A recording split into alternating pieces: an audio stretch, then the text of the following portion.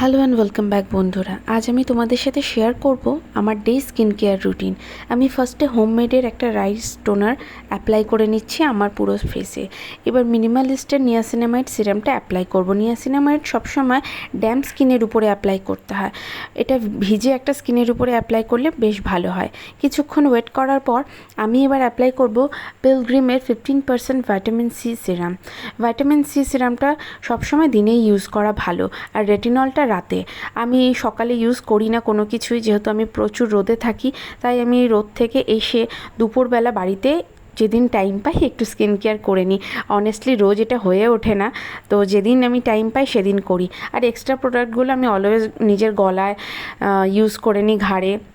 কেন কি প্রোডাক্টগুলোর তো অনেক দাম গায়ে লাগে, তাই আমি অলওয়েজ এগুলো ইউজ করে নিই। এবার আমি ইউজ করব ফিট অ্যান্ড ফাইনের একটা কেসার ভাইটামিন ই অ্যালোভেরা জেল। এটা খুব ভালো একটা অ্যালোভেরা জেল। দেখো আমি সব শেষ করে দিয়েছি পুরোটা, আর একটুই আছে।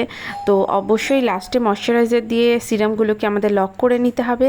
তো আমি ময়শ্চারাইজার দিয়ে আমার স্কিন কেয়ারটা কমপ্লিট করব। তো আমার ময়শ্চারাইজার হয়ে গেল। এবার আবার আমি যেগুলো এক্সট্রা ছিল আমার গলায় অ্যাপ্লাই করে নিলাম। তো তোমরা দেখো আমার ডে কেয়ার কেমন লাগে।